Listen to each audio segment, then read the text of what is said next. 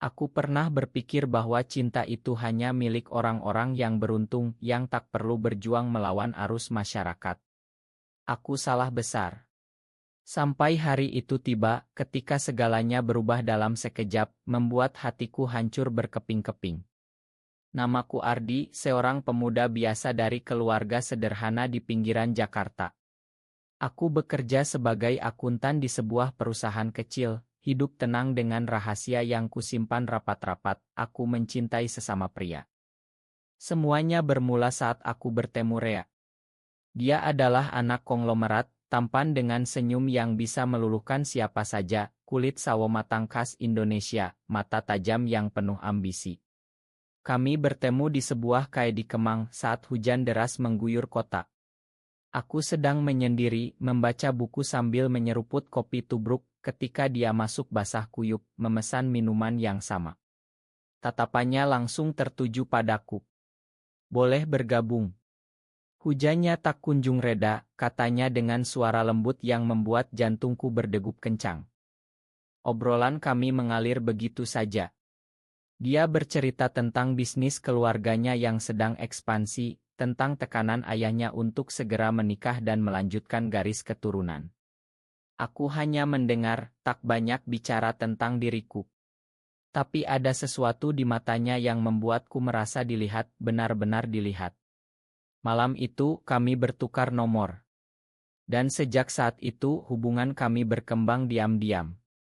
Rea sering mengajakku ke tempat-tempat mewah, makan di restoran rotop dengan pemandangan kota yang berkilauan. Dia bilang aku adalah pelariannya dari dunia yang penuh pretend. "Kau beda, Ardi. Kau tulus," katanya sambil memegang tanganku di bawah meja. Aku jatuh cinta. Cinta yang dalam, yang membuatku rela menyembunyikan segalanya dari keluarga dan teman. Di Indonesia ini, cinta seperti kami masih dianggap tabu, dosa besar oleh banyak orang. Tapi bersama Rea, aku merasa dunia milik kami berdua. Suatu hari, Rea datang dengan wajah muram. Ayahnya sakit parah, dan wasiat terakhirnya adalah melihat Rea menikah sebelum meninggal. "Aku butuh bantuanmu, Ardi," katanya. Aku terkejut. Dia mengusulkan pernikahan kontrak. Bukan dengan wanita, tapi... Tunggu, tidak.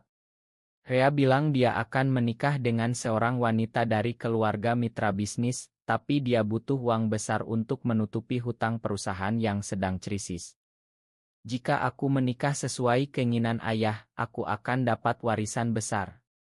Tapi aku tak mau kehilanganmu. Kita bisa jalani ini bersama, diam-diam." Aku bingung. Tapi cinta membuatku buta. Rea bilang pernikahan itu hanya formalitas demi uang. Setelah ayahnya meninggal, dia akan cerai dan kita bisa bebas. Dia janji akan beri aku bagian dari warisan itu, cukup untuk hidup nyaman. "Ini demi kita, Ardi. Aku mencintaimu." Kata-katanya seperti madu, manis tapi beracun. Aku setuju membantu, tapi bukan dengan menikah dengannya, karena itu tak mungkin di Indonesia. Tidak, rencananya lebih rumit. Rea akan nikah dengan wanita itu, tapi aku yang mengatur keuangan, membantu menyembunyikan aset agar warisan jatuh ke tangannya sepenuhnya. Hari pernikahan tiba. Aku duduk di belakang, menyaksikan Rea mengucap ijab kabul dengan seorang wanita cantik bernama Nadia. Hati aku sakit, seperti ditusuk pisau. Tapi aku bertahan karena janjinya. Setelah itu uang mengalir. Rea beri aku apartemen mewah di Sudirman, mobil, segalanya. Kami hidup bahagia dalam rahasia, malam-malam penuh kehangatan di antara hiruk-pikuk Jakarta. Tapi kebahagiaan itu rapuh. Beberapa bulan kemudian, Rea mulai jarang pulang. "Bisnis lagi sibuk," katanya. Aku percaya. Sampai suatu malam, aku melihat pesan di ponselnya dari Nadia. "Sayang, aku rindu. Kapan kita ke Bali lagi?" Hatiku remuk. Ternyata pernikahan itu bukan hanya demi uang. Rea benar-benar jatuh cinta pada Nadia, atau mungkin dari awal begitu. Konfrontasi itu meledak. Kau bohongi aku, teriakku. Rea, tenang saja. Ardi, ini dunia nyata. Aku butuh keluarga normal, anak, status. Kau hanya pelarian. Dia tinggalkan aku begitu saja, pindah ke rumah besar bersama Nadia, warisan ayahnya aman di tangan. Aku ditinggalkan dengan apartemen kosong, hati hancur, dan rahasia yang semakin berat. Malam itu aku menangis sendirian di balkon, melihat lampu kota yang dulu terasa romantis kini seperti ejekan. Aku pernah berpikir cinta kami abadi. Ternyata aku hanya alat baginya. Tapi di tengah air mata, api balas dendam menyala. Aku pintar, aku akuntan jenius. Aku tahu semua rahasia keuangan Rea. Mungkin saatnya aku buat dia menyesal. Hari-hari setelah ditinggalkan terasa seperti neraka. Aku bangun pagi dengan dada sesak, ingatan tentang Rea menghantui setiap sudut apartemen yang dia beri. Bau kopi yang dulu kami seduh bersama kini terasa pahit. Aku berhenti bekerja sementara, pura-pura sakit, padahal hatiku yang benar-benar sakit. Keluarga di kampung menelepon, bertanya kapan aku pulang kampung, kapan aku bawa pacar. Aku hanya diam, tak berani cerita. Di Indonesia, menjadi gay sudah sulit. Apalagi ditambah pengkhianatan seperti ini. Teman-teman di komunitas diam-diam yang aku kenal lewat aplikasi, menasihati untuk moe on di banyak ikan di lautan, kata salah satu. Tapi bagaimana moe on dari cinta yang begitu dalam? Rea bukan hanya kekasih, dia adalah mimpi yang aku bangun bertahun-tahun. Aku mulai mengamati dari jauh. Melalui media sosial Nadia yang terbuka, aku lihat mereka bahagia, liburan ke Bali, makan malam romantis, bahkan rencana punya anak. Setiap foto seperti tamparan. Tapi di balik itu aku tahu kelemahan Rea. Saat membantu mengatur keuangan untuk pernikahan kontrak, yang ternyata bukan kontrak sungguhan, aku menyimpan salinan dokumen. Transfer uang gelap, penggelapan pajak kecil-kecilan untuk menutupi hutang. Aku pintar, aku catat semuanya. Suatu hari aku putuskan balas dendam. Bukan dengan kekerasan, tapi dengan kepintaran. Aku hubungi pengacara teman lama, ceritakan sebagian cerita tanpa ungkap orientasi seksualku. Ada penipuan keuangan di perusahaan Rea, kataku. Pengacara itu tertarik. Aku beri bukti anonim dulu, cukup untuk memulai investigasi. Rea mulai gelisah. Dia telepon aku setelah berbulan-bulan tak ada kabar. Ardi, apa yang kau lakukan? Ada audit mendadak di kantor. Suaranya panik. Aku tersenyum dingin di ujung telepon. Aku tak tahu apa-apa. Tapi dalam hati aku rasakan kepuasan kecil. Kami bertemu di kai yang sama tempat pertama kali jumpa. Rea tampak kurus, mata cekung. Ardi, tolong hentikan ini. Aku salah, aku tahu. Tapi Nadia hamil sekarang. Kata-katanya seperti petir. Hamil. Anak dari pernikahan palsu itu. Hatiku sakit lagi, tapi aku kuatkan diri. Aku mencintaimu, Ardi. Dulu benar. Tapi tekanan keluarga. Dia meraih tanganku. Aku tarik kembali. Cinta. Kau tinggalkan aku demi uang dan status. Sekarang kau mohon karena terpojok. Aku bangkit, tinggalkan dia sendirian. Investigasi berlanjut. Aku beri lebih banyak bukti, tapi secara anonim. Perusahaan Rea goyah, saham turun. Nadia mulai curiga, bertengkar dengan Rea. Aku dengar dari berita gosip bisnis Jakarta. Rea datang ke apartemenku malam-malam, hujan deras lagi seperti dulu. Ardi, aku tak bisa tanpa kamu. Aku salah besar. Dia menangis, memelukku. Aku biarkan sebentar, rasakan hangat tubuh yang dulu aku rindukan. Tapi aku dorong dia. Terlambat, A. Dia mohon-mohon janji cerai Nadia, janji segalanya. Tapi aku tahu itu karena panik, bukan cinta sejati. Aku pintar sekarang, tak lagi buta. Di tengah drama itu aku mulai sembuh. Bertemu teman baru di komunitas cerita pengalaman. Mereka dukung aku. Kau kuat, Ardi. Balas dendam terbaik adalah hidup bahagia. Tapi Rea tak menyerah. Dia kirim bunga, pesan romantis, bahkan ancam bunuh diri jika aku tak makan. Hatiku goyah. Apakah ini cinta atau hanya permohonan putus asa? Konflik semakin memuncak. Rea kehilangan kendali. Dia cerai dengan Nadia setelah anak lahir, tapi warisan ayahnya terancam disita karena kasus penggelapan yang aku picu secara tak langsung. Dia salahkan aku sepenuhnya. Kau destroyer hidupku, teriaknya saat bertemu lagi. Tapi di balik kemarahan ada kerinduan. Kami bertengkar hebat, tapi berakhir dengan pelukan. Aku tak bisa lupakanmu, Ardi. Kau satu-satunya yang paham aku. Katanya sambil menangis. Aku lemah saat itu, biarkan dia tinggal semalam. Kami bicara sampai pagi, tentang masa lalu, tentang mimpi yang hancur. Rea cerita panjang. Ternyata, pernikahan dengan Nadia memang demi uang awalnya, tapi dia jatuh cinta karena tekanan masyarakat. Di Indonesia ini, jadi gay berarti mati sosial.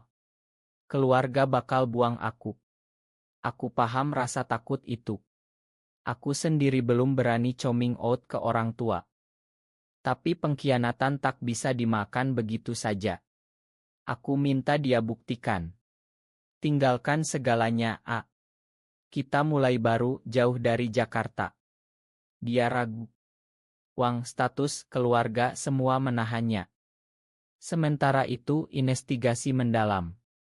Polisi datang ke kantor Rea.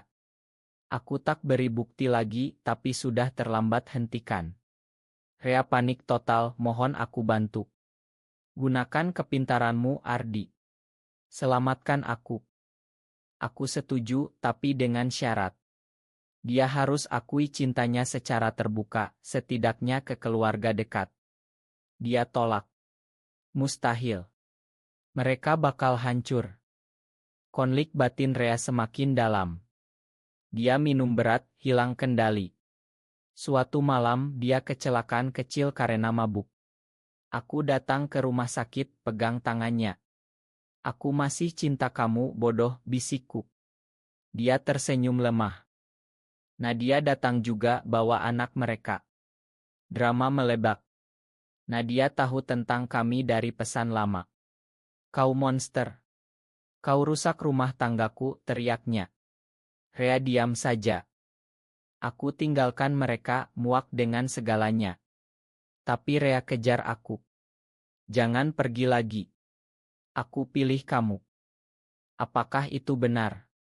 Atau hanya karena dia tak punya apa-apa lagi? Aku mulai bangun hidup baru. Buka usaha kecil akuntansi relance, bantu komunitas diam-diam, rasakan kebebasan perlahan. Rea terus mohon. Kirim surat panjang cerita betapa dia menyesal. Kau buat aku sadar, Ardi. Cinta sejati tak perlu disembunyikan. Tapi luka dalam. Aku pintar, aku tahu ini bisa jebakan lagi. Suatu hari, berita besar, Rea umumkan mundur dari bisnis keluarga, jual saham untuk bayar hutang. Dia datang ke apartemenku dengan tas sederhana. Aku tinggalkan semuanya. Kita mulai dari nol.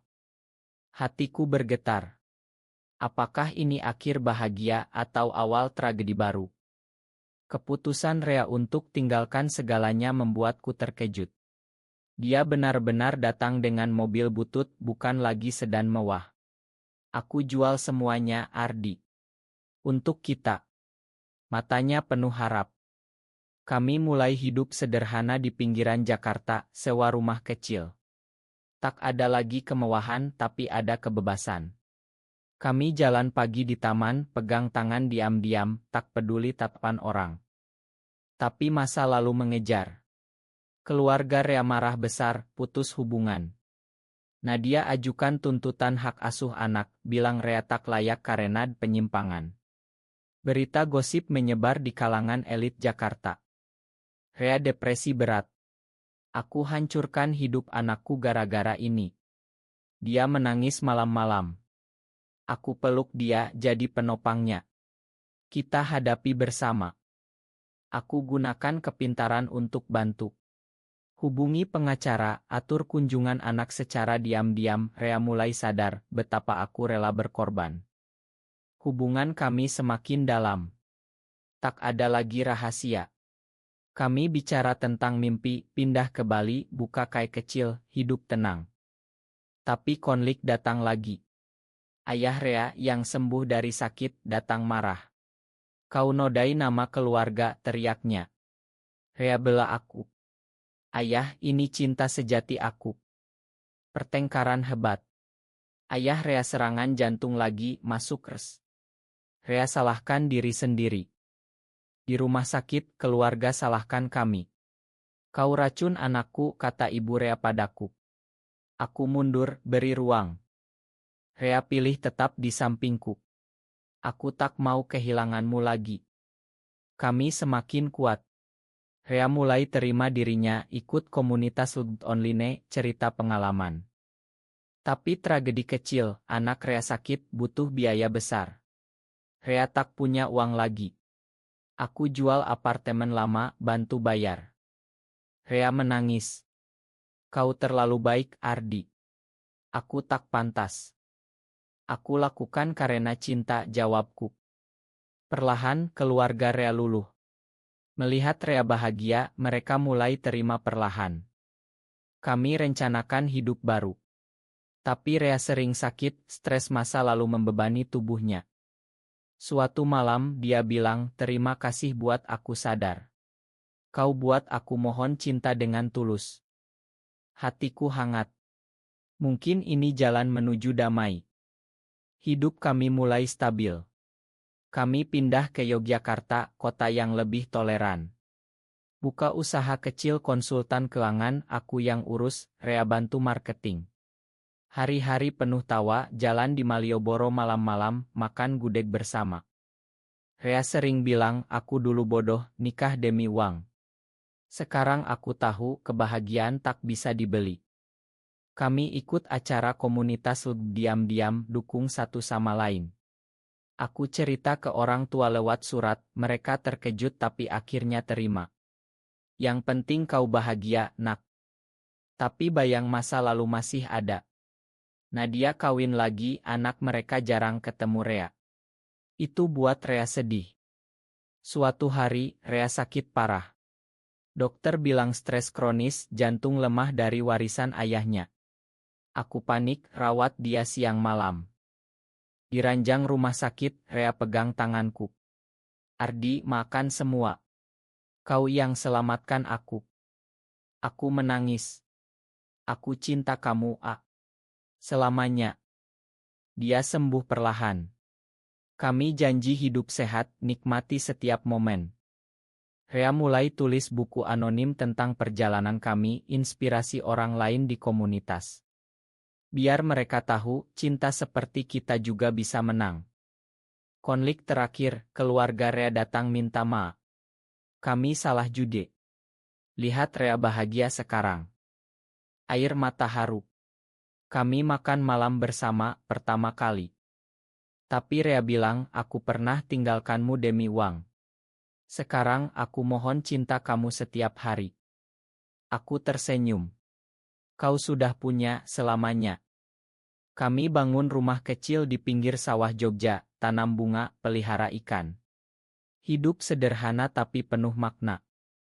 Di Indonesia yang masih penuh prasangka, kami bukti bahwa cinta sejati bisa bertahan.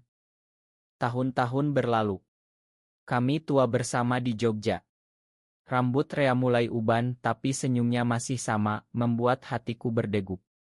Anak dari Nadia dewasa akhirnya terima Rea, panggil papa lagi. Aku lihat kembali masa lalu, pernikahan demi uang, pengkhianatan, balas dendam dengan kepintaran. Semua itu bentuk kami jadi lebih kuat. Rea sering bilang, tanpa kau aku mungkin sudah hancur. Kau buat aku memohon cinta dengan hati yang baru. Kami dukung komunitas Mudal, beri nasihat, jangan sembunyi selamanya. Cinta layak diperjuangkan. Di masyarakat Indonesia yang perlahan berubah, kami jadi contoh diam-diam, tak perlu teriak-teriak, cukup hidup bahagia. Suatu sore, kami duduk di teras, lihat matahari terbenam. Rea pegang tanganku. Terima kasih, Ardi. Kau selamatkan aku dari diri sendiri. Aku balas pegang erat. Kita selamatkan satu sama lain. Cinta kami, meski penuh drama dan luka, akhirnya menemukan damai. Personalia, penuh pengampunan, penerimaan. Aku pernah berpikir cinta seperti kami tak mungkin bahagia di negeri ini. Ternyata dengan kepintaran hati dan kesabaran, segalanya mungkin. Kami hidup tenang, dikelilingi orang-orang yang mencintai kami apa adanya. Akhir yang manusiawi, penuh harapan.